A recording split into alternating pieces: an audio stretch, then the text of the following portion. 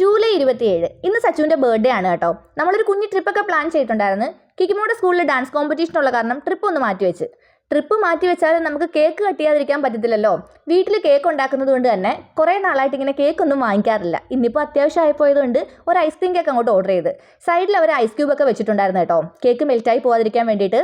സച്ചുവിന് പിസ്ത ഫ്ലേവറൊക്കെ ഭയങ്കര ഇഷ്ടമാണ്. അങ്ങനെ പിസ്ത ഫ്ലേവറിലുള്ള ഒരു ഐസ്ക്രീം കേക്കാണ് ഓർഡർ ചെയ്തത്. സച്ചു കുളിച്ചിട്ടൊക്കെ വന്നപ്പോഴത്തേനും നമ്മളവിടെ കേക്ക് സെറ്റ് ചെയ്ത് വെച്ച് കേക്ക് കണ്ട് ആൾ സർപ്രൈസ് ആയി കേട്ടോ. ഇനിയിപ്പോൾ നമുക്ക് കേക്ക് കട്ട് ചെയ്യണം. ഇവിടെ നമ്മൾ ആരുടെ ബർത്ത്ഡേ വന്നാലും നമ്മുടെ ആനിവേഴ്സറി വന്നാലും ഒക്കെ കേക്ക് കട്ട് ചെയ്ത് തന്നെ സെലിബ്രേറ്റ് ചെയ്യാറുണ്ട് കേട്ടോ.